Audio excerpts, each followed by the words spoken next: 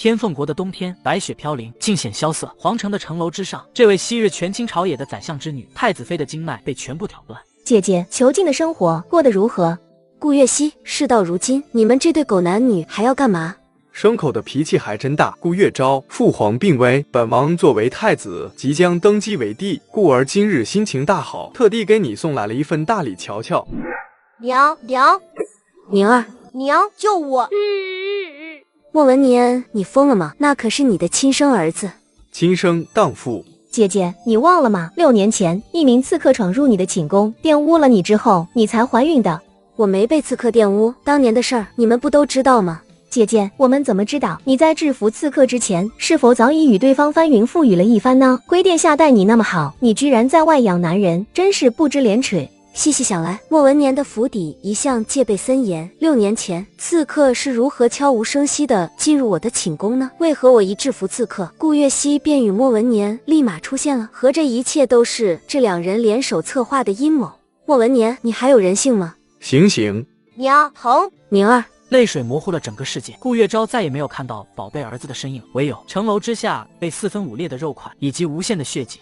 莫文年，宁儿刚刚喊你爹爹，你听到了吗？姐姐，现在就受不了了，这才刚开始呢。刚开始，你们还要干什么？只见城楼之下，屠夫立于罪犯的身侧，等候主人的命令。当看清罪犯的面容，顾月昭万念俱灰。莫文年，你这个畜生，那可是辅佐你登上太子之位的岳父岳母。辅佐本王。3日前，顾氏与陈氏一族联手入侵太子府，企图谋杀本王造反。不可能，顾氏一族5代为相，一门忠烈，母亲的陈氏一族更是世代为将，曾为先帝打下江山，怎么可能造反？姐姐，你不要激动嘛，造反的却为假。你的好爹娘知道你被困太子府，遭受非人的待遇，他们是来救你的，然后被殿下逮个正着，以造反的名义诛灭9族。莫文年的神色冰冷至极，他的手一挥，朝着城楼下示意。不要醒醒，莫文年，你让我做什么都可以，我求你了，放我的爹娘。姐姐，如今你卑躬屈膝的模样真像一只狗，一只卑微的畜生，但是醒。伴随着顾月熙的命令，城楼之下血光四溅，顾月昭一时恍惚，仿佛陷入了梦境之中。爹娘，女儿不孝，这就随你们而去。想死可没那么容易，姐姐，我会让你生不如死。为什么？小姐。顾月昭一转头，竟看到自己曾经最为亲密的丫鬟被砍去了双手双脚，鲜血淋漓的被做成了人棍，塞在了一个瓶子之中。这是我干的，这样生不如死的生活如何？殿下，你瞧，姐姐她喷了我一身，还瞪着我。贱货，既然瞪你，那这双眼睛不要也罢。一把剑深深地划过顾月昭的双眸，顾月昭的眼前一片黑暗。我诅咒你们，不得好死！我会化作冤魂，没日没夜地纠缠你们，拖着你们去阴曹地府。生命中所有的一切都夺走，顾月昭心如死灰，本想就这样死了算了，奈何顾月熙那毒妇全然以折磨他为乐，每到1日3餐的时间，便会有人给他送来猪饲料，他不吃，便会遭受一顿拳打脚踢，强行将他的嘴巴扒开，将猪饲料喂进他的嘴里，这样生不如死，猪狗不如的生活，不知过了多久。月儿，皇叔，抱歉，本王来晚了，本王没能保护好顾氏与陈氏一族。不是皇叔的错。顾月昭搂住唯一的亲人，嚎啕大哭，他的哭声触动着莫依晨心中最为脆弱的神经。月儿，本王带你回家。莫依晨抱着顾月昭从牲口棚出来之时，有一侍卫不要命地跪在了脚边。王爷，她可是乱臣贼子之女，王爷强行将她带走，怕是如何？王爷，陛下刚登基，您这样袒护一个贱女人，怕是会惹怒了陛下。惹怒了又如何？难不成本王的皇侄还敢下旨杀了他的皇叔不成？滚去告诉本王的皇侄，顾氏与陈氏以及月儿的这笔账，本王迟早会跟他算。还有他身边的那个毒皇后，让他现在好好珍惜他的4肢与眼睛，本王指不定哪一天会去取来。是。因为视线被夺，顾月昭的听觉变得异常灵敏，他听的那侍卫落荒而逃，逃往皇宫的方向，嘴里还不停地咒骂着，仗着自己是皇叔了不起啊，包庇罪犯之女，看陛下怎么处置你，到时候给你安一个叛乱的罪名，看你怎么办。我会像害死儿子、害死亲人一样害死我的皇叔吗？5年的时光如此短暂，莫依晨不惜背负叛乱的罪名，闯入宫中，取走了顾月熙的双眸，挑断对方的经脉，将对方残忍地扔进了猪圈之中，替顾月昭报仇。皇上，莫文年虽然满腹怒，但却忍辱负重，迟迟不敢动莫依晨分毫。一方面是因为莫依晨是皇叔，位高权重，权倾朝野；最重要的是，莫文年刚登基不久，还未在朝野站稳根基。好看吗？好看，小姐您真好看。好看就好，是时候诀别了。今夜晚膳，顾月昭刻意遣散了下人，唯独留下他与莫依晨二人。王爷，我为您跳支舞吧。身旁毫无音乐，周围安静的唯有外面的雨声与风声。然而音乐仿佛早已刻入心中。顾月昭随心翩翩起舞，摇曳的烛火投射在他的锦缎之上，美得令人心醉神迷。顾月昭那张白皙清透的脸庞之上，露出了绝美的笑容。怎么那么不小心摔着了吗？怎么突然想起来跳舞了？因为我想谢谢王爷的救命之恩，想谢谢您不顾流言蜚语收留我，想谢谢您5年来的呵护与疼爱。为什么突然说这些？为什么感觉他在做诀别？他是不是察觉到了什么？他是不是知道了当今陛下早已不是？月儿，本王会保护你的。王爷，突然一滴泪水从上方滑落，滴在了顾月昭的脸庞之上，湿润而温暖。莫依晨哭了，这个一生孤高自傲的男人居然为我哭了。哪怕与全世界作对，哪怕粉身碎骨，本王都会一辈子守在你的身边，保护你。他是位高权重的郑王爷，天策将军，而我呢，曾经被甩了的太子妃，罪臣之女。他的地位越高，我越是承受不起。我也会保护王爷的。在第2日的凌晨，他自刎了，耳边传来了嘈杂之声，喉咙处残存着刚刚自刎之后的痛苦，胸口仿佛卡着什么东西。小姐，您没事吧？是春晓与夏眠的声音，难道他们被顾月熙折磨致死，一起在阴曹地府相遇了？姐姐，贱货！姐姐，对不起，刚刚妹妹不是故意的，请姐姐责罚。顾月昭刚刚急火攻心，还未来得及整理思绪，如今心一定，他这才看到自己处于池塘边。我的视线恢复了，这是怎么回事？我唯一一次落水是在15年前，也就是我及笄的前日。顾月熙突然跑来与我说，池塘的荷花开得灿烂，邀我一同欣赏。可谁料我一去池塘，就被顾月熙一把推了下去。曾经的我傻傻以为妹妹如此单纯，定不是故意的。可现在想来，那毒妇定是有心让我在及笄之日感染风寒，闹出笑话。等下，如今莫不是与15年前的情景一模一样？他下意识地往池边的水中一看，自己的个子矮了几分，容貌年轻了几分，沉鱼落雁之中多了一丝稚嫩。不会是重生了吧？那这一次我绝不会让莫文年与顾月熙好过。小姐，外面风大，您又落了水，明日便是您的及笄之日了，万一得了风寒可如何是好呀？我们赶紧回房吧。自己爬到池塘里去。顾月熙印象中的顾月昭虽然武艺高强，但性子温柔，脑子愚钝，连他的多次陷害与利用都无法识。可现在顾月昭冰冷的就像冬日的寒霜。怎么，区区庶女敢违抗嫡女的命令不成？不敢，姐姐，我不会游泳，而且我刚刚真的只是手滑，不是故意推你的，求姐姐原谅。对不起啊，妹妹，姐姐刚刚只是脚滑了一下。春晓，夏眠，我们回屋。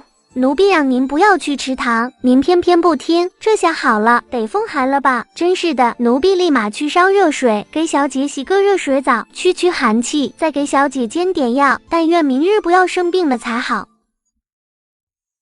小姐，有一点奴婢觉得春晓说的没错，二小姐为人心术不正，坏心思颇多，小姐您定要离她远点。少爷来了。家仆的话音刚落，便见门口有一英姿飒爽的身影踏步而来，他便是顾月昭的哥哥，时任兵部侍郎的顾明浩。大哥，活着，大家都还好好的活着，我真的回到了15年前。月儿，是谁惹哭你了？是二妹吧？大哥就知道那家伙没安好心，你等着，大哥这就去教训他一顿，替你做主。大哥，我没事。怎么可能没事？我听说你被顾月熙推池里了，大哥现在就让二妹那朵白莲花直接种在池塘里，永远都不要起来了。大哥，爹爹呢？爹爹在帮你打理明日及笄的事情，总不能交给贾姨娘吧？那家伙与二妹一般，心狠手辣，不知道会做出什么事情来呢。娘还是没有回来吗？相国司静修祈福，至少也要1个月，所以没法回来，真是可惜。不过你放心，这次你的及笄之日，不仅陛下，据说连郑王爷都会来。郑王爷，莫依晨，我的皇叔也会来吗？大哥，我刚刚落水了，能先去换个衣服再来吗？跪下。浩儿，月熙他刚刚落水，您能？贾姨娘，你记住自己的身份，妾是买来的奴隶，就算爬了床，那也是奴隶，身份卑微低下，奴隶有何资格要求我做事？不敢，少爷说的是，奴婢定会记住自己的身份的。奴婢生的孩子，就算是父亲的骨肉，那也不过是庶出罢了。顾月熙，你可懂这个道理？懂就最好。明日便是月儿的及笄了，我警告你们安分点，要是敢在明日整出什么花样，就别怪我不客气了。是，少爷。对了，今日月儿落水这笔账差点忘记算了。顾月熙，再过1个时辰。下完命令，顾明浩心满意足地离开。姨娘，顾家还有人把我们当人看吗？定是那个贱人向顾明浩告了状。姨娘，我们现在该怎么办？别急，明日及笄之日，我定会让顾月昭那贱人身败名裂。6月21日是顾月昭的及笄之日，一踏入正厅，顾月昭的神色一愣，必是在一瞬间恍惚。正厅的主座上，除了父亲顾胜洪之外，还有一国之君的皇上。皇上的身后站着他心心念念之人皇叔莫依晨。月儿，你怎么了？见在场的众人纷纷用异样的目光打量着自己，顾月昭这才发现，不经意间一滴泪水划过脸颊，落了下来。发生了什么事儿？谁敢欺负你？你跟朕说，朕替你做主，是吧？师弟，身体不舒服吗？没事，不过是眼睛里进了沙子。真的没事？真的没事。月儿真是长大了，可有心上人？说出来，朕帮你赐婚。有。谁？莫依晨发现顾月昭正深情款款看着自己，皇上见顾月昭并未作答，反倒是一往情深地望着莫依晨，心中不免有些疑惑。朕都有4位皇子，1位公主了，师弟你也该结婚了。莫依晨的目光扫了皇上一眼，并未作答。行，你不回答也没事儿。那月儿呢？心仪之人是谁？少女的秘密。月儿放肆对陛下。顾宰相无妨。礼毕后，皇上与莫依晨在顾胜洪的带领之下前往书房商议事情了。月儿，见过武殿下。免礼。月儿，本王不是说了吗？以你我之间的关系，不需行礼。你我之间什么关系？杀子之仇，满门之仇，将我当成牲口之仇，我恨不得将你剁成肉泥，拉出去喂狗。不让他一死了之太便宜他了。我要一点点地将莫文年在最在意的东西全部摧毁，将他尝到绝望无助的滋味，求生不得，求死不能。什么关系？月儿，我们不都约定终身了吗？武殿下，我们之间不过是一场误会罢了。误会？所以殿下不用太在意，更不用对我负责，我也不会对您负责。那么小女子告辞了。说罢，顾月昭潇洒地转身离开。虽然小姐天姿国色，穿什么衣服都好看，可是您为什么要刻意回房将大红色绸缎换下来了呀？而且淡蓝色太素雅了，今日可是您吉吉呀。这样正好，方便行动。况且淡蓝色是她最喜欢的颜色。小姐，武殿下不是喜欢您穿粉色的吗？春晓，小姐刚才不是说了吗？她对武殿下无意，你就不要在小姐面前提及不喜欢的人了。走吧，我们去正厅招呼客人。姐姐今日吉吉，妹妹特地想来给您敬酒。毕界见过小姐。顾月昭并未让她起身，而是静静地打量着这位在自己面前卑躬屈膝、背后心狠毒辣的女人。姐姐，姨娘年迈，是不是该让她先起身？妹妹来敬酒，姐姐自是高兴。姐姐，我来。姨娘，你没事吧？顾月昭故作慌张，伸手去搀扶，她的袖子拂过贾晨拿着的托盘，早已将酒杯做了交换。毕界没事，谢谢小姐关心。姐姐，姨娘不舒服，妹妹向您敬完酒之后，便搀扶她去休息。好。顾月昭非常爽快地一饮而尽，故作关心。好了，快扶姨娘回房吧，身体要紧。那抱歉了，姐姐，妹妹先告辞了。顾月昭望着他们的背影，心中扬起了一抹冷笑。前世在及笄之日，就是喝下了顾月西敬的酒，顿感全身发热，躁动不安。这个渣男趁机玷污了我的清白，将我完全掌控在了手中。秋醒，你现在去找贾姨娘，就说父亲有事找他，让他立刻前去书房伺候，不得怠慢。秋醒走后没多久，顾月昭又道：春晓、夏眠，你们2个去一趟书房，就说我在回房的路上突然不见了，记得哭惨一点，表演要真实。虽然懵逼，但这2位忠诚的丫鬟还是领命了。顾月熙刚一搀扶贾晨回房，便听得秋醒前来，让贾姨娘前往书房伺候老爷，不得怠慢。行事小心，我没回来之前，你待在房内，哪都不许去。是。交代完之后，贾晨才随秋醒离开。顾月熙在房内百无聊赖，竟然感觉全身有些燥热，因不知自己喝了下药的那杯酒，他且当作是酒精效应，便出了房间吹吹风。就在这时，他忽而看到顾月昭的身影从院子门口经过。药性应该要起作用了，顾月昭在这里干嘛？即使昏了过去，顾月熙也是颇为躁动，似是身体难以忍受。看来这药下的真足啊！前世你们这般对我，今世我全部还给你们。一切准备就绪，顾月昭这才转身离开。不出一会儿，莫文年见凉亭处有一昏睡着的女子，嫣然将其当成了顾月昭。然而，就算走近之后发现不是顾月昭，也来不及了。刺鼻的液体气息充斥着他的神经。奴婢见过陛下，那个有见到小姐吗？小姐不见了。你说什么？你们这2丫鬟是怎么伺候人的？还能将主子弄丢？凶他们也没用，人在哪里丢的？带我们过去。小姐就是在这里突然失踪的，奴婢们本来是跟在小姐身后的，可是小姐昨夜落了水，顿感身体寒冷，于是奴婢们便快速回房取来披风，回来的时候就不见小姐的影子。说起来，前世的我真是眼瞎。莫依晨英俊潇洒，年轻有为，权倾天下，万人敬仰，简直甩莫文年那渣男几百条街。我怎会如此眼瞎，跟渣男在一起啊？你要在那里站多久？王爷，您怎么在这？月儿，你是不是有事瞒着本王？回王爷，没有。真的？王爷为何要如此问？那晚宴即将开始了吧？你为何来此？我是来散心的。顾月昭随意寻找借口，努力挤出了阳光的笑容，奈何莫依晨的脸色却是更为沉重。你是来找这个的吗？王爷，这怎么在你这里？这应本王问你，这玉佩为何恰好掉落在皇侄与顾月熙寻欢作乐的地方？王爷，这是意外，你不要试图蒙骗本王。虽然很淡，但你的衣服上才有刺鼻的味道，而且这也是你的东西吧？顾月昭的拳头紧握，心中慌张。你暗中派人搜索顾月熙的房间之时，顾月熙与贾晨也没闲着，同样派人暗中搜了你的房间与凉亭。如若这两样东西被呈到陛下的面前，怕是你百口莫辩了吧？王爷，我重生的第二天便是吉机，这次的计划实在过于仓促，故而有所疏忽。不对，如果正如莫依晨所说的那样，贾晨与顾月熙也暗中行动的话，那么我的确是有些小瞧这对母女了。看来在日后的行动中应更谨慎才是。你有什么要解释的？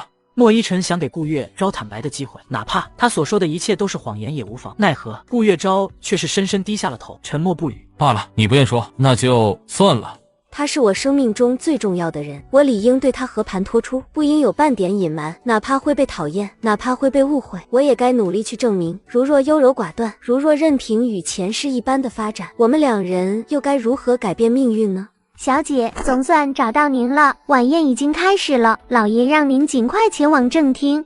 莫依晨的背影已从视线消失，顾月昭唯有无奈地点了点头，心中早已在盘算着如何去找莫依晨了。月儿，林曼武，陈王府的独生女，被宠上天的小郡主。上一世的林曼武生性自由，但却阴差阳错与二皇子莫信安坠入爱河，成为欢喜冤家。奈何在战场上节节败退的天成国携大皇子前来和亲，和亲的对象便是林曼武。天凤国在军事上占据上风，原本可以拒绝这次和亲，但莫文年却觉得这是一举除掉莫信安的大好时机，便设计了林曼武在众目睽睽之下为天成国的大皇子失了身，毁了清白。莫文年这禽兽似乎很喜欢以这种方式来控制女性，让他们沦为自己所随意支配的工具。莫信安拼死维护林曼武，但却中了莫文年的奸计，最终死在了林曼武的怀中。心爱之人的死亡让林曼武心如死灰，答应和亲。直到天凤国的大军逼近天成国的都城，当顾月昭见到林曼武遍体鞭痕的尸体之后，方才知晓他过得有多痛苦。这一世我定不会让我的好友再度遭遇这般境遇了。你干嘛？我喜欢男的。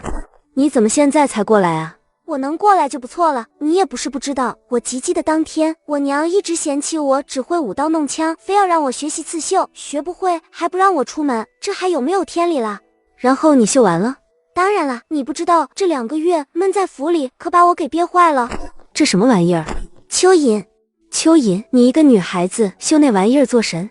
你不喜欢蚯蚓的话，其实你也可以把它看作是蜈蚣，其实也有点像蛇，要不干脆当作是绣了蛇吧。话说你绣成这样，真亏陈王妃会放了你。废话，今日是你的吉机，他敢不放我出来，只要有一次破例，他以后就别想再把我关在府中了。哎呀，我也真是的，怎么光说自己的事情呀？现在最痛苦的应该是你啊，月儿。我听说白天的时候，顾月熙那个不要脸的玩意儿竟然给武殿下下药，然后他们就纷纷失身了。确有此事。那你没事吧？毕竟你不是心仪武殿下吗？你那个庶出妹妹也太不知廉耻了吧，竟然在你的及笄之日抢你的人，而且还在草丛里，简直难以置信，这种事儿是怎么干出来的？不行了，越说越气，他现在人在哪里？我去揍他一顿，给你出气。你冷静点了。你让我怎么冷静？他那种不知廉耻的行为是进猪笼的，牲口都比他要脸吧？是，你说的都对，总之你先冷静点。那你现在怎么办？你与武殿下之间？不，我不喜欢他。那就好，赶紧结束，快刀斩乱麻。毕竟武殿下已经脏了嘛，天下好男人那么多，干嘛非要在一个脏了的男人身上吊死，对吧？想开点啦。我早就想开了。那就好，我们不说不开心的事了。对了，今日不论是皇亲贵族还是满朝文武的公子哥都出动了，你可有看上的？这个还真有。真的？谁？郑王爷。原来如此，你喜欢郑王？郑王爷。嘘，你能不能小声点？要冷静的是你吧？那可是郑王爷呀。郑王爷，你知道郑王爷是谁吧？当然知道啊，当今陛下的兄弟，武殿下的皇叔。你知道还？这也没生病啊，怎么脑子突然就坏了呢？难道是被武殿下的行动给刺激到了？月儿，你冷静下来听我说，朕王爷可是跟你爹一个辈分的，你不能因为武殿下背叛了你，你就打他皇叔的主意，想要成为他的婶婶呀。我没有。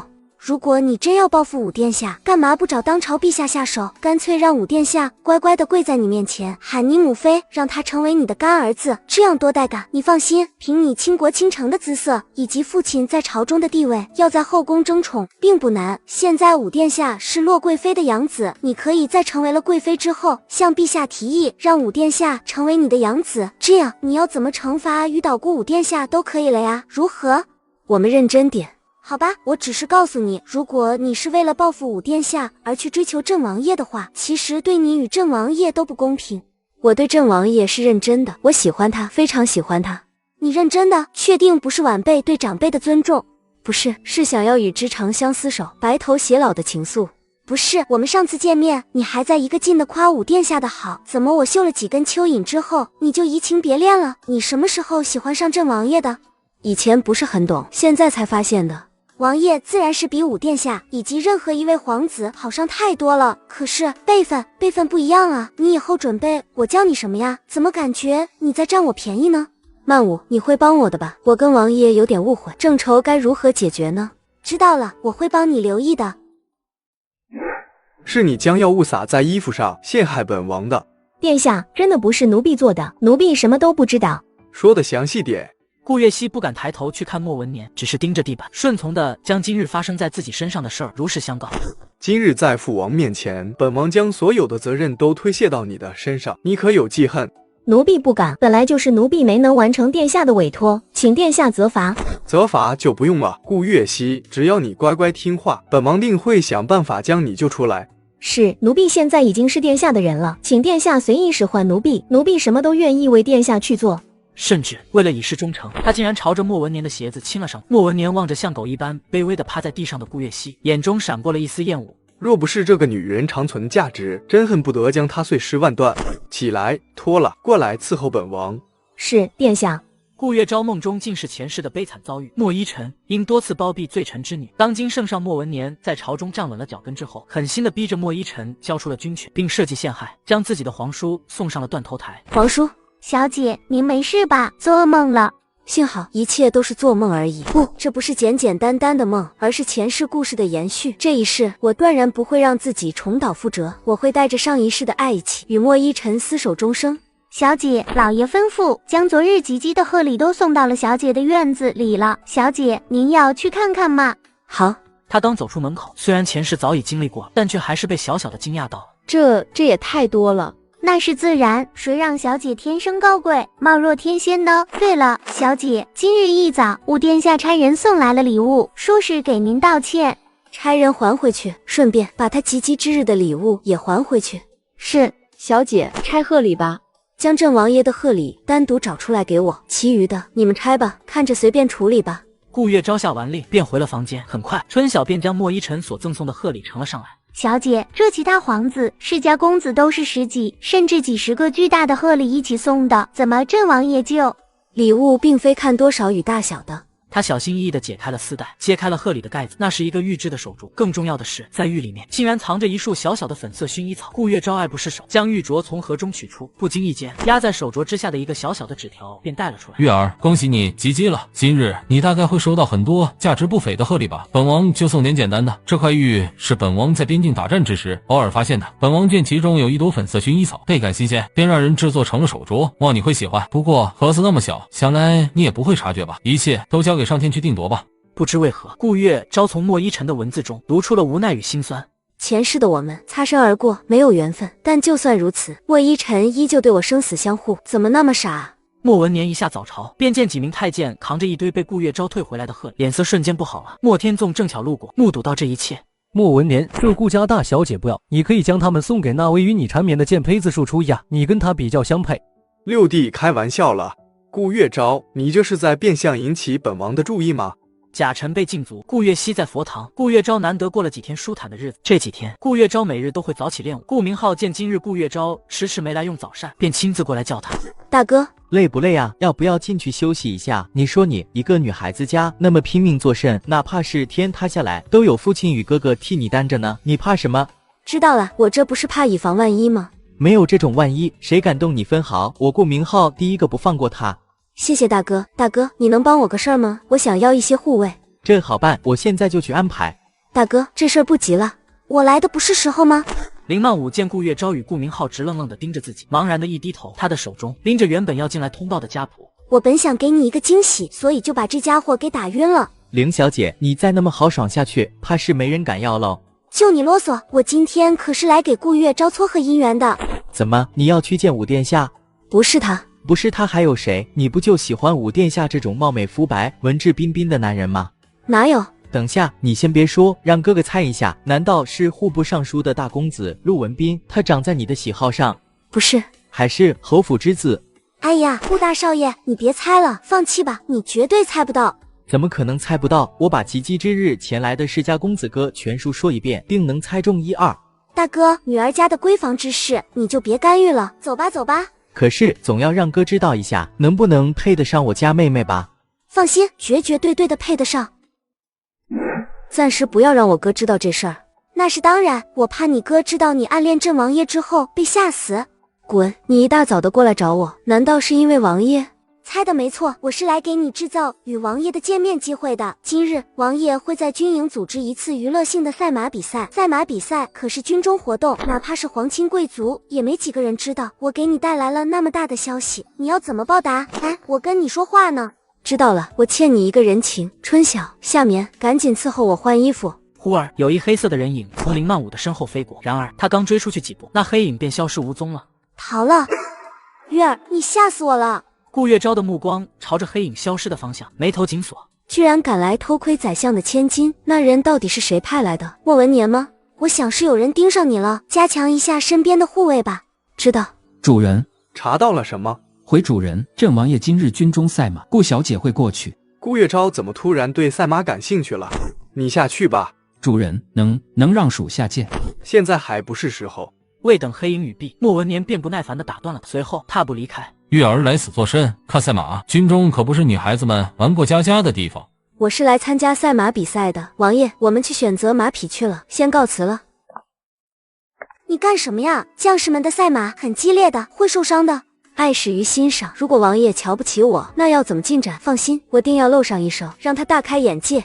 行吧，我倒是很想陪你一起参加，但我爹不同意。抱歉，我只能在精神上支持你了，你可千万注意安全啊！放心了，我一定安全第一，比赛第二。伴随着一声号令，马匹释放了野性，飞奔而出。看台之上，林曼武眺望着顾月昭远去的背影，忧心忡忡。这时，他见莫依晨突然站起，面露忧愁与无奈，而后转身离开。你这孩子竟惹祸！爹，我能求您个事儿不？干嘛想跟着去赛马？本王……谢谢爹。陈王的话音未落，便见林曼武跑得没影了。本王没同意呢，这孩子以后谁敢娶她过门呀？月儿，你怎么了？为何将本王赠予你的贺礼都退了回来？因为我不喜欢你，武殿下。对不起，本王知道你还在生本王的气，所以才故意那么说的。莫文年故意的伸手抓住了顾月昭的手，顾月昭想要用力甩开，他与莫文年一拉扯，惊到了顾月昭身下的马匹。月儿，有摔着哪里吗？王爷，我的脚拐了，走不了路了。疼吗？本王看看。他的动作温柔，甚至连责备的声音都充满了宠溺。早跟你说了，这里不是女孩子家玩的地方，你就是不听。对不起。抱歉，很疼吗？本王下手是不是有点太重了？没有，不疼。王爷，您真好。月儿，你没事吧？真是恨不得将他一巴掌拍出天凤国。你没看到本小姐正与王爷气氛暧昧吗？你这家伙就不能安分点，乖乖充当空气吗？一会儿回去，本王找太医给你看看。谢王爷。月儿，你与本王同骑一匹马，本王带你回去。不要，莫文年，你作为一名男子，岂会不知赛马的危险？刚刚在马上拉拉扯扯，你是想害死月儿吗？侄儿不敢，侄儿只是想向月儿道歉罢了。道歉需要将人拉下马？你这是要道歉呢，还是要表现啊？皇叔息怒，侄儿该死，请皇叔责罚。月儿，你说该如何责罚他？我来责罚吗？他害你受伤，自然是你来责罚，是吧，莫文年？好歹我也是堂堂的一朝皇子，怎么也轮不到一个宰相之女来对我指手画脚吧？怎么不服？侄儿不敢，请月儿责罚，侄儿什么都愿意承受。月儿谢过王爷，但月儿的身份低微，责罚五殿下怕是。你今日就算将莫文年的腿打折了，也有本王替你担着，你怕什么？对不起，月儿，本王真的是一时情急才，对不起，本王在接下来的日子里都会补偿你的。顾月昭虽然心中厌恶莫文年，但却不想莫依晨背上伤害皇子的罪名。王爷，算了吧，我没事儿。罢了，既然月儿那么说了，那本王就不干预了，剩下的你们两个自行商量处理。走吧，回去了。王爷，我能跟您同骑一匹马回去吗？求您了。好，本王送你回去。天蓝地阔，草地悠悠。莫依晨本想飞奔回去，让太医给顾月昭看讲，但又怕他受不了颠簸，故而放慢了速度。王爷，关于那件事儿，你不用与本王解释，本王一直都相信你，你不是歹毒之人，做出这种事儿定有隐情。谢王爷谅解。只是你既然还喜欢莫文年，就不要总是晾着他，会影响感情的。到时候他真的一声不吭的转身离开，你就后悔莫及了。王爷，我不喜欢五殿下。你不用在本王的面前逞强。我没逞强，王爷，我真的不喜欢五殿下，我喜欢的是谁？王爷，我很喜欢您送的粉色薰衣草的玉镯。我该如何去理解这番话呢？我该按照薰衣草的花语去理解吗？可是万一会错了意，该如何是好？毕竟我比他大了一个辈分，年纪整整大了10岁。王爷，马上就要元宵节了，民间定有元宵灯会，我能邀请王爷一起去吗？带上莫文年一起吗？不带，我想与王爷单独出去玩。单独？因为事实过于吃惊，导致莫依晨开始怀疑这2个字到底是什么意思。毕竟在莫依晨的记忆中，他与顾月昭亲密的时光仅限于小时候。小小的顾月昭仅有5、6岁大，他总是屁颠屁颠的跟着莫依晨的时候喊他哥哥。直到在某日的游玩中，顾胜红发现顾月昭对莫依晨直呼哥，便大发雷霆。当时年纪尚小，众星捧月的顾月昭从未被爹爹如此呵斥过，吓得嚎啕大哭，跪在了莫依晨的面前，连连道歉。在那之后，许是对莫依晨产生了心理阴影，顾月昭便一直躲着他了。王爷如果不答应我一起去元宵灯会，那我就不让太医给我看脚了，直接废了算了。这样吧，你容本王想想，你先看病要紧。好，谢王爷。莫依晨愣愣地望着顾月昭的背，宠溺地摇了摇头。等下顾月昭拐的不是右脚吗？怎么现在变成左脚了？跪下。皇叔，听不懂本王的命令吗？本王曾说过，如若你做出伤害月儿的事儿，本王定不会饶你，你可还记得？侄儿记得。那还不跪下？是皇叔。你就这般跪着，待月儿的伤势痊愈再起来吧。是皇叔。顾月昭恨不得自己可以继续伪装生病，让莫文年将膝盖上的黄金跪光。只可惜啊，这牛角真的没什么好装的，就算是买通了太医，那也没法装太久。于是顾月昭只能眼睁睁地看着莫文年在自己的面前站了起来，望着双腿跪麻痹了的莫文年，顾月昭忍住内心的狂笑，姑且出于礼节问了一句：五殿下没事吧？没事，月儿，本王就知道你还是关心本王的。五殿下想多了，我没关心您。月儿，本王知道你还在生气，本王与顾月熙的事儿是个意外，不过本王也不想多加解释，本王只想用行动来证明。马上便是元宵节了，你愿意与本王一起出去游玩吗？对不起，五殿下，我有约了。有约？谁？我与哪位皇子出去，与你有关。虽然莫文年隐藏得很好，但顾月昭还是察觉到他的眉眼之间闪过了一丝恨意。很好，莫文年，你就猜忌去吧。月儿在呢。怎么还没跪够？不是，皇叔息怒。月儿，莫文年欺负你，你告诉本王，本王替你做主。王爷，五殿下没欺负我。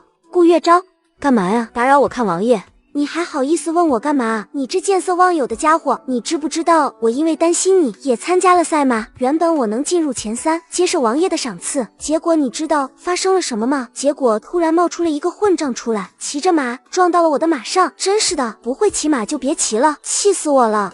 2匹马撞了，你没受伤吧？我受伤的是本王。见过二殿下，您没事吧？顾小姐免礼，本来本王可以没事的，本来2个人都可以没事的，毕竟我们都是习武之人，这种小事儿可以完美解决。但是这家伙居然在本王非礼马身之时踹了本王一脚。没有的事儿。你还不承认？你别以为有陈王护你，你就可以为所欲为。本王可是皇子，顾小姐，你来评评理。明明是你先撞上来的，你还有理了？月儿肯定是站我这边的。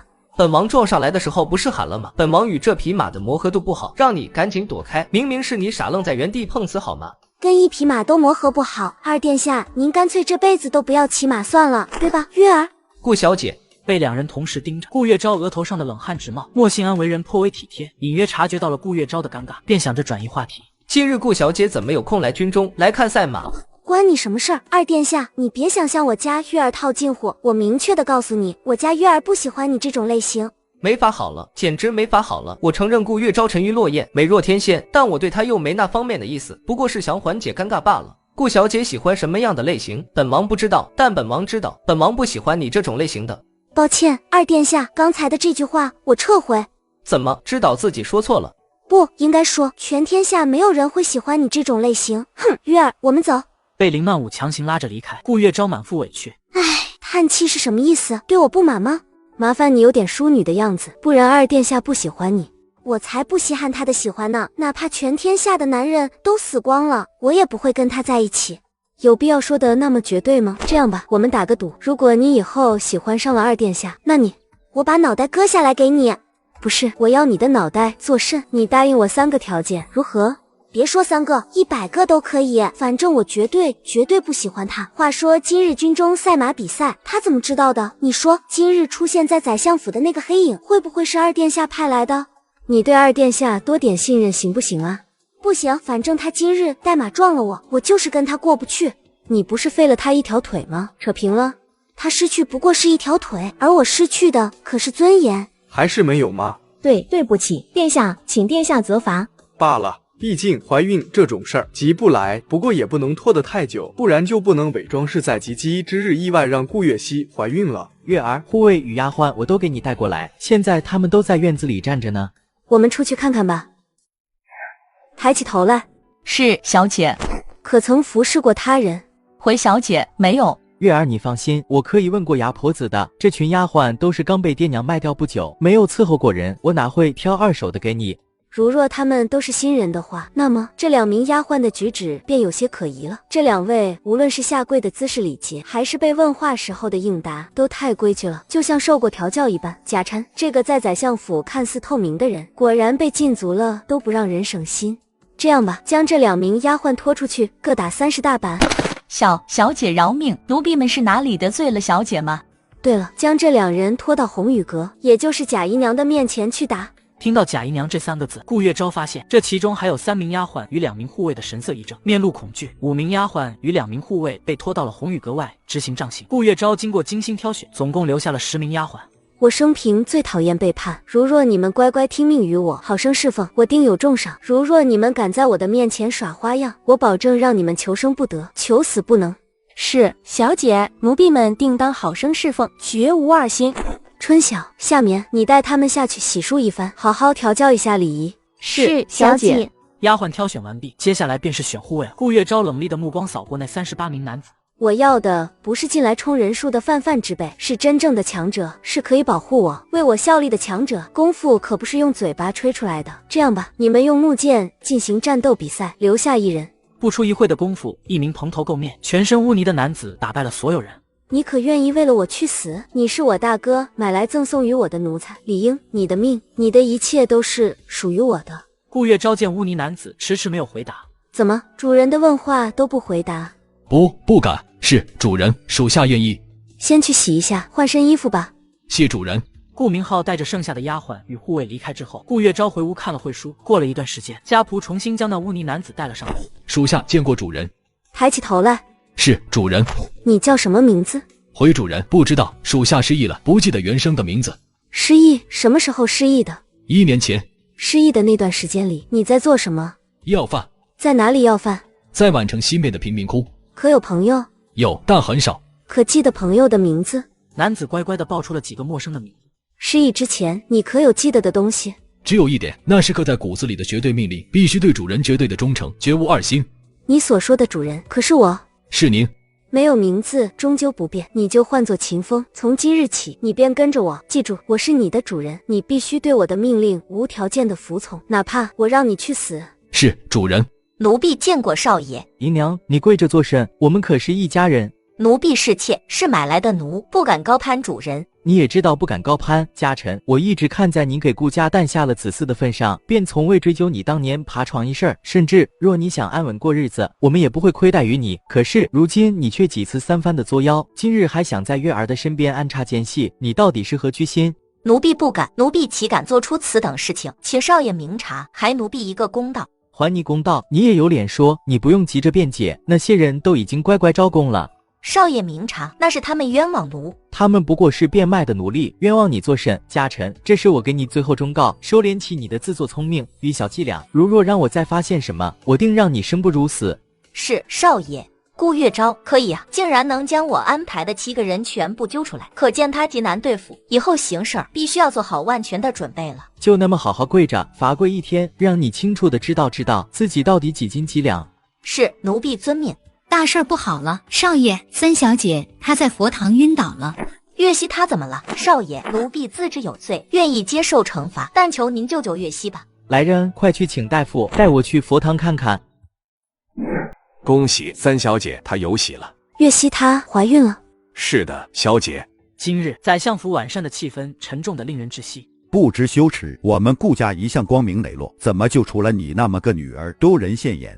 对不起，爹爹，女儿该死。终于成功完成了莫文年交代给我的任务，成功怀上了莫文年的孩子，这样我就能与莫文年永远在一起了。爹，女儿自知有罪，求爹爹放了女儿腹中的孩子。除此之外，女儿什么样的惩罚都愿意接受。顾月昭太知道顾胜红的倔脾气了，生怕他一怒之下将顾月溪拉去进猪笼，便赶紧开口提醒：爹爹，这事儿月溪虽然有错，但生米已经煮成熟饭，而且男方还是皇子，若您擅自处理罢了，明日一早我会禀明圣上，交由圣上定夺。在此之前，你们2个给我在红雨阁乖乖待着，没有我的命令，不准出门半步，否则别怪我不客气。说罢，顾胜红气愤地转身离去，贾臣与顾月溪也被带了下去。哎，你怎么还有心思吃东西？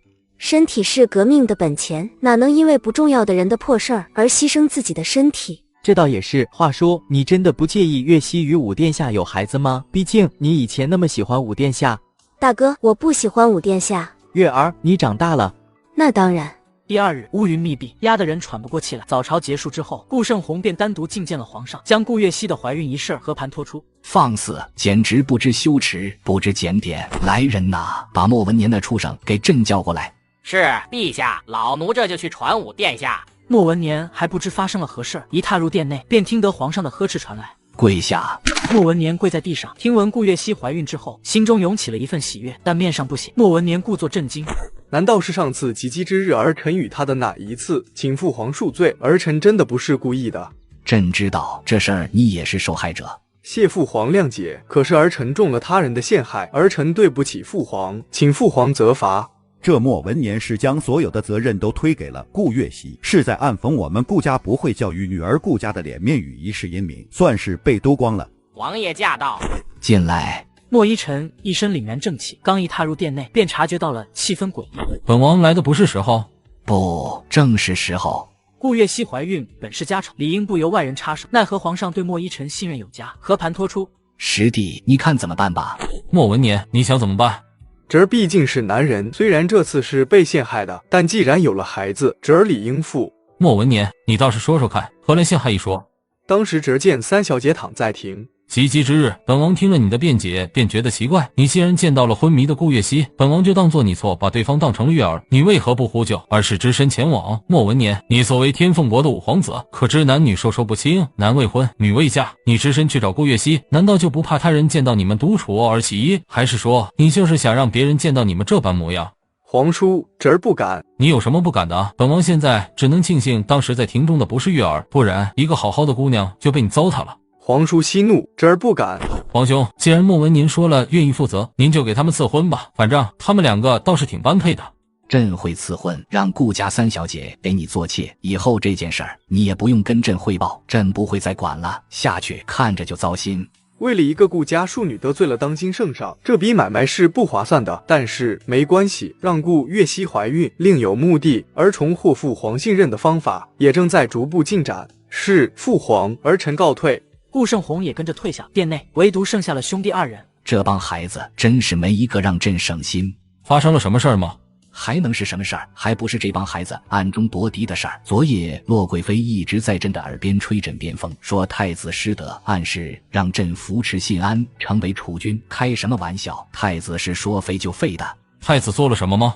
1年前，京兆尹陈思凯突然听到百姓喊冤，说自己存在钱庄的金银被钱庄私吞，不肯归还。京兆尹上报之后，莫文年与莫天纵自告奋勇地接下了案子。经过这2位皇子的调查，他们偶然间在一本账本上发现了太子莫叶伟的名字。众皇子之间暗潮涌动的争斗一向没有停歇过，能扳倒太子的机会，他们自然不会放过。莫文年与莫天纵也不再多加调查，一口认定是莫叶伟干的。莫叶伟为了表明清白，他让众人搜遍了东宫，东宫内除了月宫之外，没有其他金银发现。事实证明，莫叶伟是无辜的。奈何知晓事情内幕的人接二连三被杀，这件金银失踪案至今都没有结果。朕还以为众皇子中就莫文年淡泊名利，文质彬彬，顺从乖巧，可结果呢？罢了，他们真是一个个的要把朕气死了。我可不觉得莫文年是个好人，甚至可以说莫文年才是那个狼子野心之人。1年前发现莫叶伟名字的那个账本真的是偶然发现，还是莫文年暗中设计陷害呢？不说这帮孩子了，师弟，你来找朕什么事儿？臣弟刚刚收到战报，说天成国在2国的边境蠢蠢欲动，似乎又想发动战争了。师弟，那你是不是又要离开宛城去边境了？再看吧，等元宵节之后吧。也行，元宵节晚上我们兄弟俩好好喝一杯。臣弟有约。皇上赐婚的圣旨很快下达到了宰相府。顾月熙如愿以偿，接过圣旨，心中无限窃喜，但在面对顾月昭之时，他还是忍不住恶心了一把。姐姐，对不起，妹妹真的不是故意跟您抢男人了，对不起。妹妹不必道歉，姐姐衷心希望你与武殿下可以百年好合，白头到老。妹妹知道自己错了，妹妹的身份地位，妹妹只希望不要伤害到您与武殿下之间的感情。以后我们一起嫁给武殿下，我们还是好姐妹。妹妹，你不要多想，现在好好养胎。来人呐，外面风大，扶3小姐回府。月儿，见过武殿下。武殿下是不是走错地方了？月熙的房间在。不，月儿，本王是来找你的。武殿下有事吗？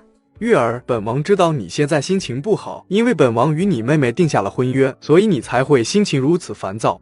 武殿下，你想多了，我刚刚还祝福了月熙与您的婚事呢。月儿，你不用试图欺骗本王，本王知道你在说气话，气本王娶你妹妹为妾。武殿下若找我没其他的事儿，请去看望一下妹妹吧，她还怀着身孕呢。没看到主人讨厌你吗？莫文年啊，莫文年，连个下人都看得出来我不待见你，你又何必自欺欺人呢？讨厌，月儿，你讨厌本王。武殿下，你既有婚约在身，而且月熙也怀孕了，我们还是保持距离为好。那不是一个小妾罢了，月儿，你不必放在心上的。你是不是有其他喜欢的人了？是又如何？是谁？我不能失去顾月昭，就算我的身边高手如云，那也不能改变我的出身卑微，不能弥补我在朝廷的势力，不能与军权抗衡。我必须要得到宰相的支持，得到莫一臣的支持。若是顾月昭已不喜欢我，那么不论是欲擒故纵，还是让顾月熙怀孕，都是徒劳。这次是本王错了，月儿，你还愿意与本王重新开始吗？重新开始什么？跪下！他欺负你了吗？武殿下没有欺负我。那他所说的重新开始是指什么？不知道呀。月儿，本王是真心。闭嘴！让你开口说话了吗？莫文年，你那位怀孕了的小妾不在这里，你走错地方了，赶紧从本王的视线里消失。是，皇叔，侄儿告退了。见莫文年消失，顾月昭连呼吸都顺畅。莫一晨见顾月昭一直盯着莫文年离去的背影，心中隐隐作痛。莫文年娶了他人，你伤心了？王爷，我说过了，我不喜欢武殿下，我对他一丁点的兴趣都没有。您再把我与他扯到一起，我就要生气了。王爷，我们不提武殿下了，您来找我什么事儿呀？本王，我知道了，您是来答复是否在元宵灯会与我一起出去玩的吧？对，本王是来答复你的。王爷的回答是什么？本王的答复是，本王愿意。我定会规划好路线，不会让王爷失望的。规划路线这种事儿，还是让本王来吧。这话应该由本王来说。月儿，本王不会让你失望的。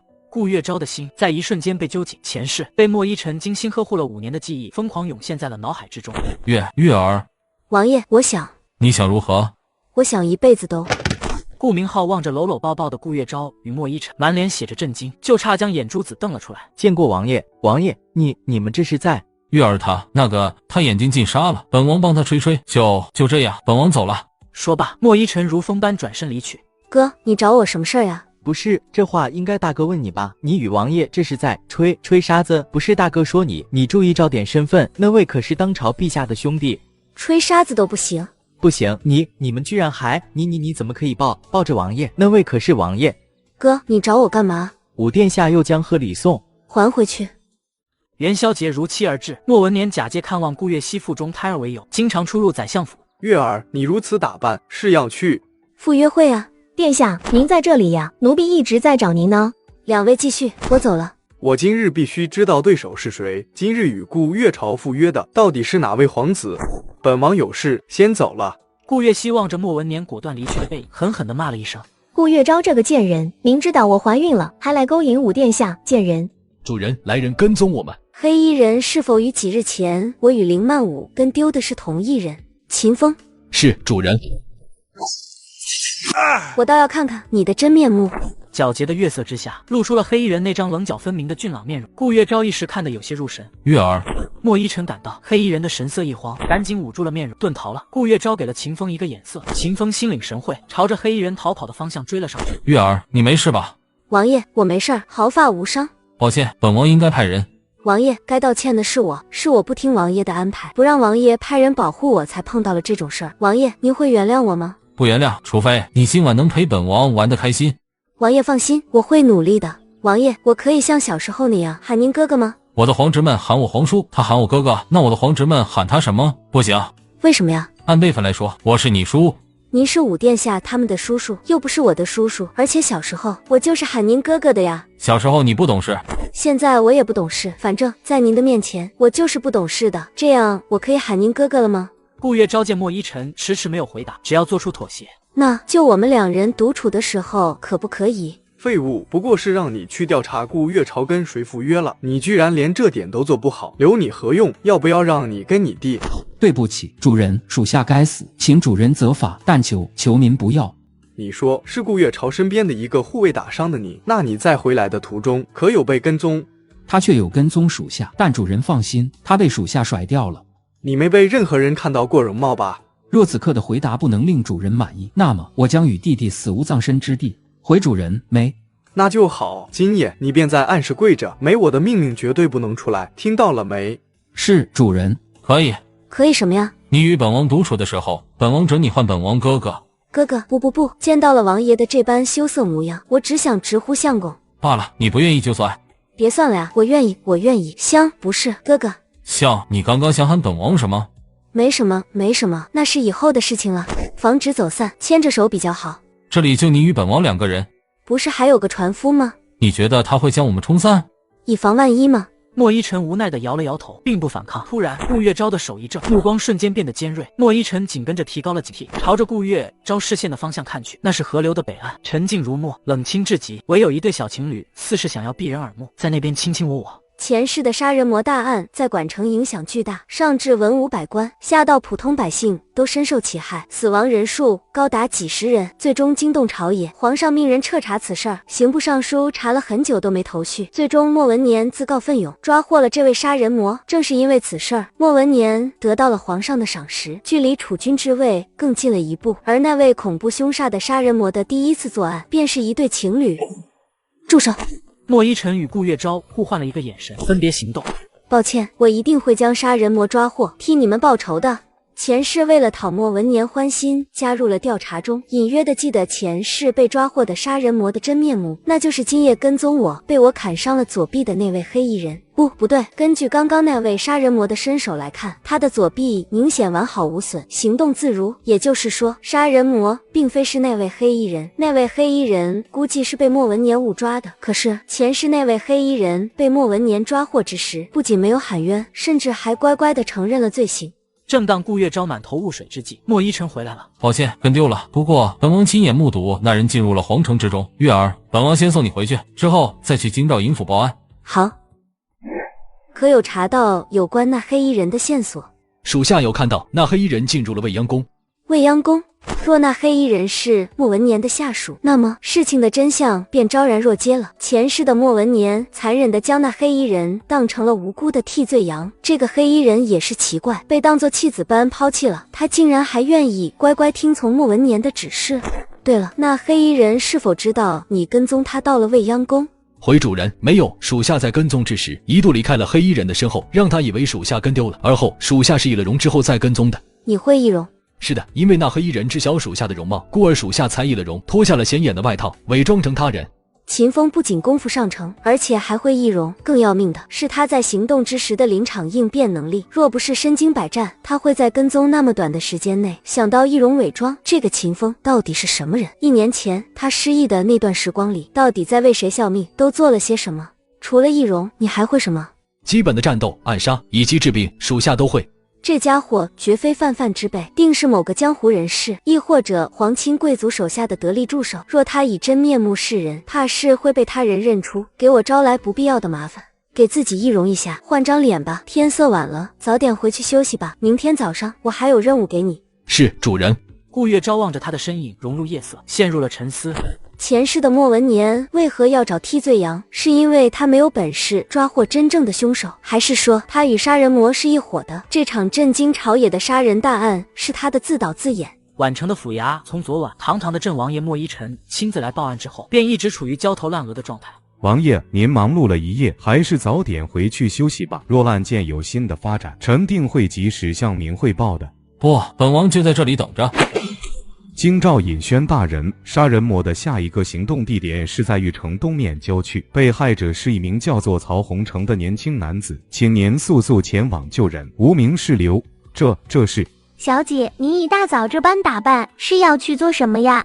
秦风呢？回小姐，他被您派出去执行任务，还没回来。哦，对了，因为秦风换了容颜，你们对外就宣称我换了护卫吧。是，小姐。夏眠匆匆忙忙赶了进来，努力调整呼吸。小姐，王爷给您送来了2位护卫。顾月昭的眉头一皱，跟着夏眠走入院中。属下冷星，属下冷月，拜见主人。抬起头来。是主人。王爷派你们来干嘛？王爷说让属下们来保护您。保护我？王爷派来保护我的人还不够多吗？我自出生的那一刻起，比起顾家，更像是莫依晨承包了我的护卫工作。紫庭阁的院中，大部分的护卫都是莫依晨派到我身边的训练有素的士兵。顾月昭刚要说什么之际，便见秦风犹如丧家之犬，灰头土脸的出现了。秦风，怎么那么晚？对不起，主人，属下该死，请主人责罚。发生了什么事？顾月昭的话音未落，便见莫依晨紧跟在了秦风的身后，一脸阴沉。对不起，主人，属下没甩掉他。罢了，一会儿再说你。谢王爷送我护卫，不过王爷您送我的护卫其实已经很多了。这2人不一样，他们是本王的暗卫。王爷，我现在有秦风保护，不需要暗卫。身手的确不错，能与本王一较高下。而且这家伙昨夜与今日的容貌不同，怕是还会易容术吧？月儿哪里弄来的这般高手？查过底细没？他失忆了，我相信他。谢主人。让冷星与冷月在你身边，他们2位是暗卫，是影子，只会在你需要的时候出现。你不需要的话，大可以当他们不存在。顾月昭不想莫依晨为难，便应下了。说完了本王的事儿，是不是该说一下你的事儿了？你派秦风去府衙做甚？这个别想蒙骗本王，你每次要说谎，视线都会往上面飘。王爷，您观察的好仔细啊。如实回答。因不能坦白重生一事，顾月昭仅说这一切都是自己的直觉。莫依晨将手搭在了心脏处，莫名有些隐隐作痛。王爷，您怎么了？喂，看你这身打扮，是要亲自去抓凶手？本王陪你一起去。好，拿下这里蒙面的所有人。真够麻烦，剩下的交给你了，乖狗狗。一炷香后，宛城东面的郊区恢复了一片平静。王爷饶命，臣一时眼拙，才没认出王爷，求王爷饶命。饶命！宣大人，你刚刚故意改变了命令吧？臣不敢，臣只是怕有漏网之鱼，到时候被朝廷怪罪下来，臣担待不起啊。现在杀人魔跑了，你就担待得起了？顾小姐，能将那名黑衣人交给臣吗？那是月儿抓的人，凭什么给你？王爷，这黑衣人袒护凶手，臣有责任将他捉拿归案，进行调查。况且，虽说顾小姐的父亲是宰相，可顾小姐毕竟是女流之辈，这抓了人不交给官府，怕是有些说不过去吧？这黑衣人抓去本王的府上，由本王亲自来审。这样，宣大人还有意见吗？没了，劳烦王爷。你叫什么名字？为什么替莫文年办事儿？你不用辩解，因为昨夜我的属下亲眼看到你进了未央宫。顾月昭为对方的缄默不语感到恼火。为什么你要拼死护那杀人魔？是莫文年的命令吗？为什么不说话？刚刚那杀人魔换你乖狗狗吧，你不觉得耻辱吗？你在守护什么？杀了我！想死可没那么容易，把他的衣服扒了打晕了，就用水泼醒，继续打，打到他肯开口说话为止。是。月儿觉得残忍的话，我们出去吧。好查。喜欢的话，明日本王便差人送到你的府上。不用不用，以后我每日来这里品尝便可。每日？以后我每天都来，可以吗？你喜欢便好。就在这时，门外有一个女子的身影悄无声息的出现。顾月昭的神色一愣，立马认出了那女子竟是前世侍奉了自己5年的琉璃。琉璃，查到了什么？根据属下们的调查结果，这京兆尹宣德庸的生平干净，为人处事胆小，并无特殊身份，也非天成国派来的奸细。他是否是莫文年的幕僚？不是，不论是入世前还是入世后，他都与武殿下无任何接触。硬要说宣德庸是谁的幕僚的话，应该是太子殿下的。宣德庸的才华横溢，奈何出身贫寒，没有达官贵人的相助，故而一直位居京兆尹这个不上不下的位置。但在1个月前，他因为一首怀才不遇的诗而引起了太子的注意，太子殿下召见过他2次。关于那黑衣人呢？他的真名为穆羽，却为武殿下的手下。穆羽自幼丧父丧母，与弟弟穆情相依为命。这对兄弟为了生存，习得了一身武艺，到处偷盗。5年前，因他们得罪了当地的一个富豪，富豪雇佣江湖人士对他们进行了追杀。哥哥穆羽身手不错，倒还能躲过一劫，但弟弟穆情却被江湖人士抓获，进行了不堪入目的侮辱。而当时救了这对兄弟之人，便是武殿下。可有找到穆情？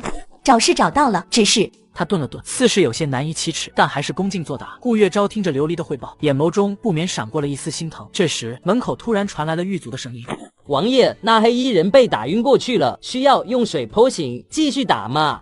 不用了，走去地牢看看吧。求你们了，杀了我！别总是想着死，你死了，穆情会伤心的。我不知道你在说什么。事到如今还嘴硬。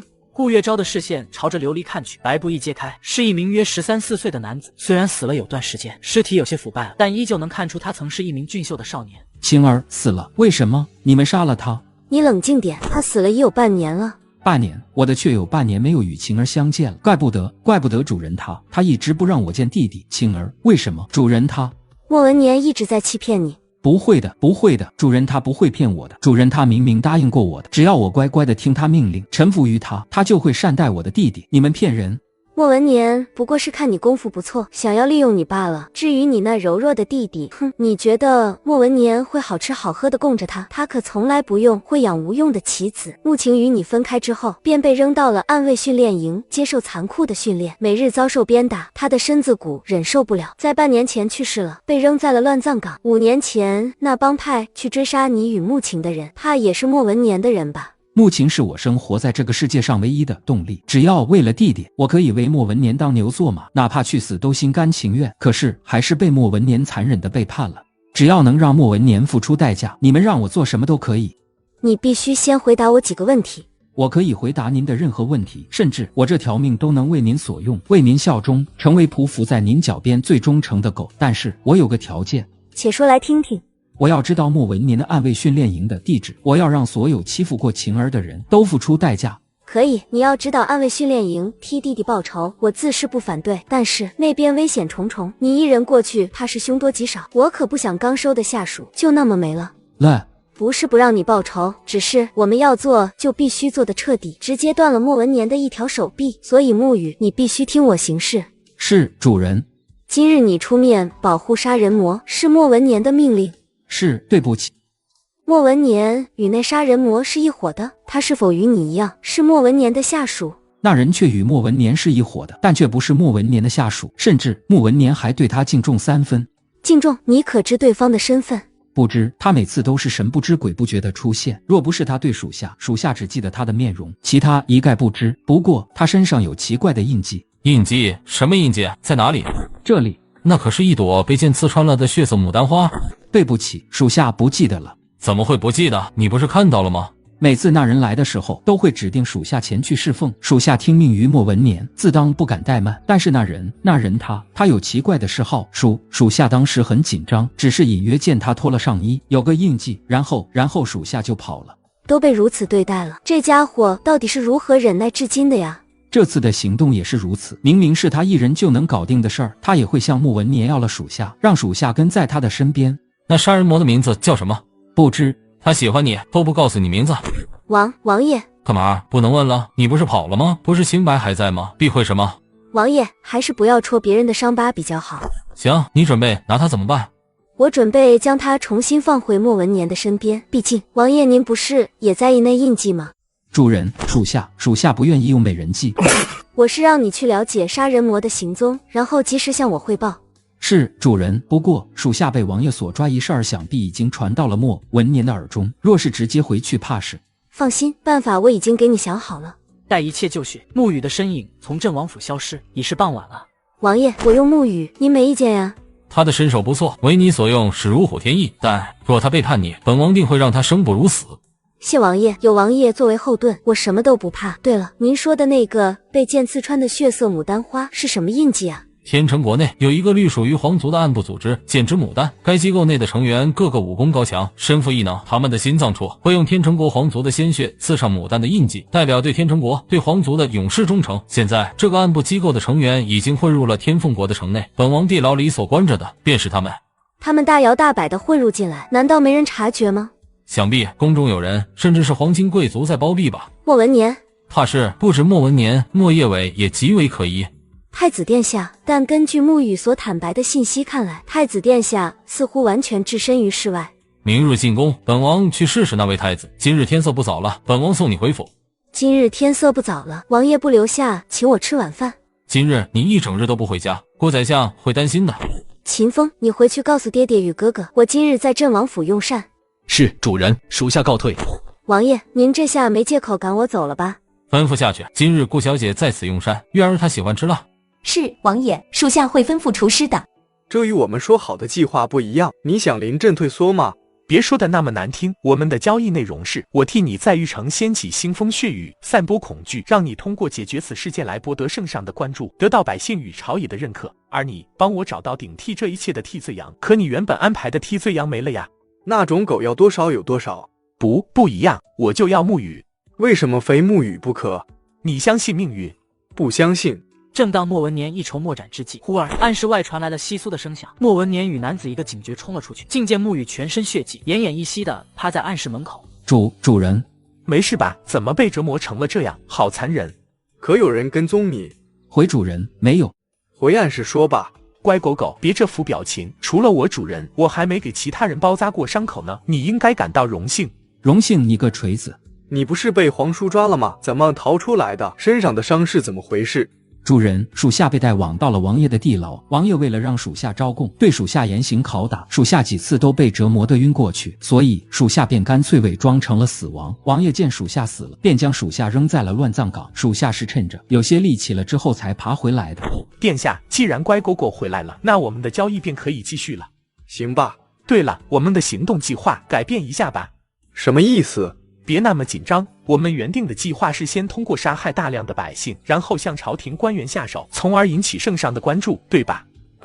但今日我差点被抓，想来那京兆尹不是泛泛之辈，我们干脆孤注一掷，干一票大的，直接震惊朝野。2日之后，待乖狗狗的伤势好些，我便去杀了户部尚书的大公子陆文斌，这也太冒险了。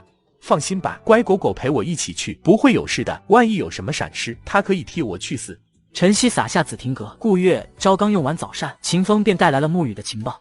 2日之后，2日之内，沐雨的伤势定不能痊愈。杀人魔将他带在身边的意图显而易见，那就是必要之时让他替杀人魔去死。不过，杀人魔为何将目标锁定在了陆文斌的身上呢？难道仅仅只是巧合？前世也是如此，明明杀人魔刚开始的目标是百姓以及一些极小官员的家属，唯有陆文斌的身份一骑绝尘，是当朝户部尚书的嫡长子。冷星、冷月，去查下那位陆文斌，具体查下他这几年接触了什么人，亦或者做了哪些事儿。是主人。秦风，你我2人一个容，也出去走走。是主。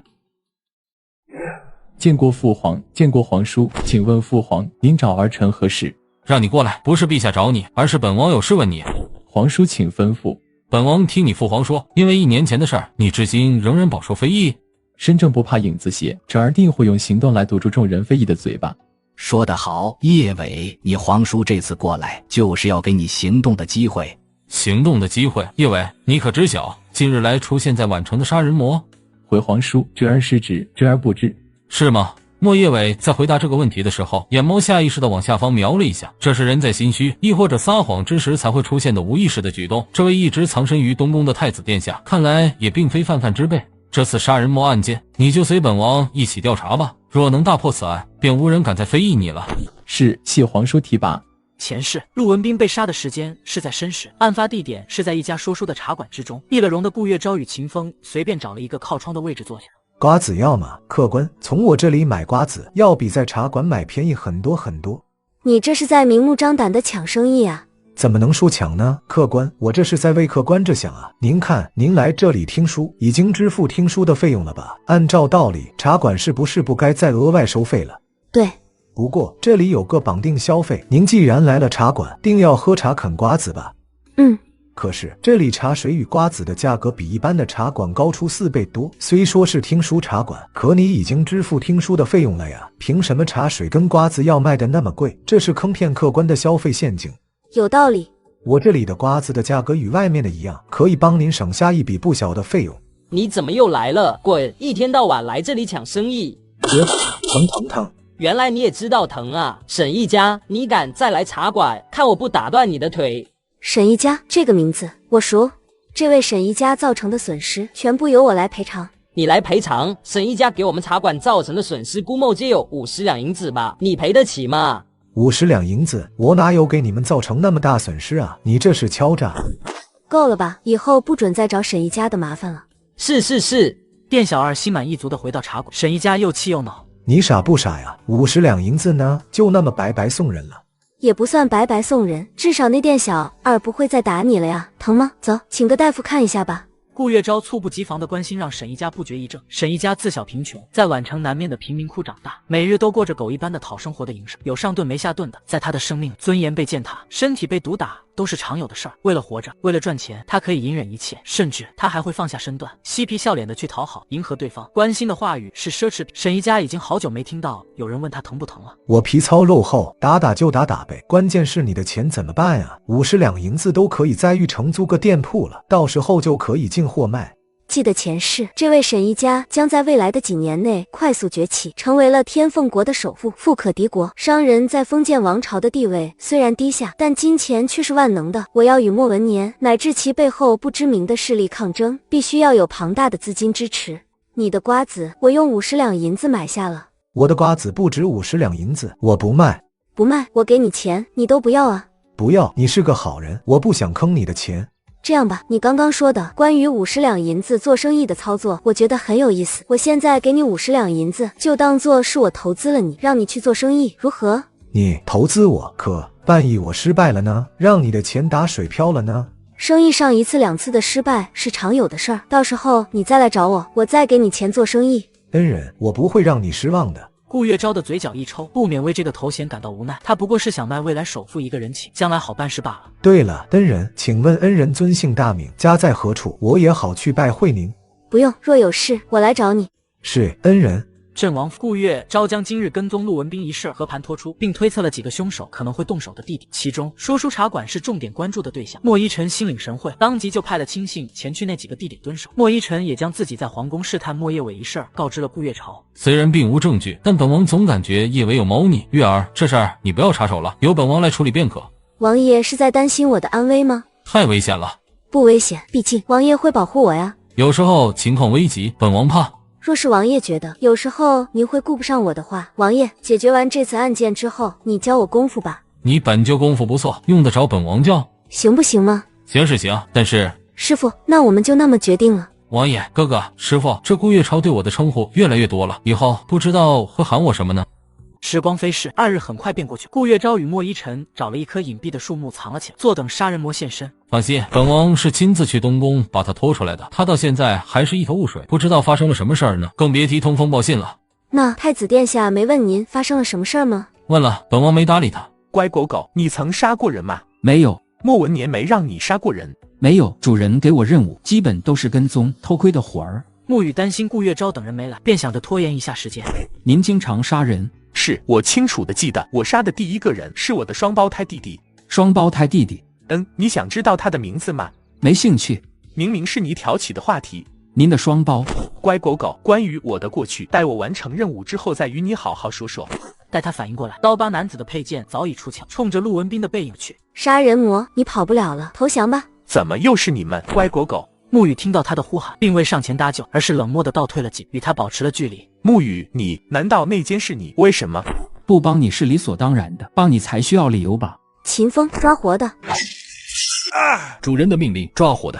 你到底是？秦风怎么与记忆中的某个人似是有些相像？相像的并非容貌，而是冰冷强大的气场。皇叔，去死吧！都住手！杀人魔已被抓获。顾月昭愣愣的一低头，竟看到莫叶伟的剑贯穿了刀疤男子的心脏。太子殿下，您为何还要杀他？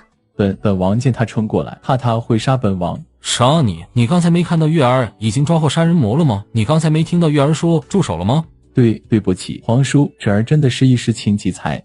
这莫叶伟到底真的是一时情急，还是怕刀疤男子被抓会招供出关于他的不利信息呢？可是这刀疤男子不是莫文年派来的吗？莫叶伟为何要对他下手？难道莫文年与莫叶伟之间达成了什么合作？把这陆文斌也送到本王的府上。王爷饶命，臣什么都没做啊！皇叔军务操劳，就不要因为这种事儿费心费神了。况且京中案件皆由京兆尹管辖，不妨将陆文斌等人都押送到京兆尹的监狱。不用，这事儿陛下已经全权交由本王处理。还是说……莫一晨的目光在莫叶伟与陆文斌之间来回打量。叶伟，你很关心陆文斌？莫叶伟的心中一震，但却伪装得很好。陆文斌是户部尚书的嫡长子，目前任职户部侍郎，与侄儿曾有过交流，也算是点头之交。侄儿听闻皇叔做事儿一向雷厉风行，怕您会对陆文斌动刑，这才出声提醒，还请皇叔不要误会，皇叔从未涉及朝政，而陆文斌又是朝廷中人，侄儿担心皇叔有些东西难免会波动，侄儿恳求皇叔能让侄儿一同审问陆文斌，侄儿想替皇叔分忧解难。不用。可是二字差点脱口而出，但被莫叶伟深深咽下。他感觉自己刚刚的表现有些急功近利，怕莫一晨的误，连忙解释：对不起，皇叔，侄儿真的只是想帮忙而已。顾月昭与莫一晨到达镇王府时，天色已晚，阴冷潮湿的地牢审问室内，刀疤男子的上衣被扒开，胸口露出了一个血红色的刺青，一朵被剑贯穿的牡丹花。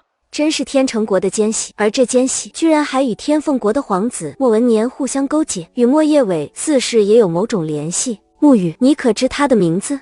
属下不知，不过他曾说过，他有一个双胞胎的弟弟，目前已经死了。弟弟死了？刀疤男子的经历与沐雨有些相似。琉璃，去查下他的身份。是，主人。由于太过于理所当然，莫一晨顿然感觉自己忽略了一件重要的事儿，他将目光射向了秦风。秦风，将上衣脱了。秦风得令，顺从地脱下了上衣。这烧伤是怎么回事？不记得了。他在1年前失忆了。如此严重的烧伤，怕是有印记也被掩盖了吧？秦风，你若是敢背叛月儿，本王定不会放过你。属下不敢，属下生是主人的人，死是主人的鬼，对主人绝无二心，天地可见。起来吧，把衣服穿上。是，谢主人。王爷，我们去询问一下陆公子的情况吧。好，王爷，我真的什么都不知道，我跟杀人魔不认识，也不是同伙，我也不知道他为什么要攻击我。我发誓，我真的没招惹过他，我只是像往常一样去那家茶馆听书而已。王爷明鉴啊。本王还什么都没问呢。是，对不起，王爷，我真的什么都不知道啊。陆公子，你不用紧张，王爷不会对你怎么样的。刚才多谢顾小姐出手相救，但是我真的什么都不知道啊。什么都不知道，是这家伙的口头禅吗？如果是，这次杀人魔大案是为了引起百姓的恐慌，从而让莫文年能在圣上的面前出尽风头的话，那么选中陆文斌这个贵族子弟真的只是偶然吗？不对，也许杀人魔杀害其他人不过是掩人耳目的幌子，他真正的目的是为了除掉陆文斌。陆公子，你可曾抓获过武殿下的什么把柄？我怎敢有武殿下的把柄？没有。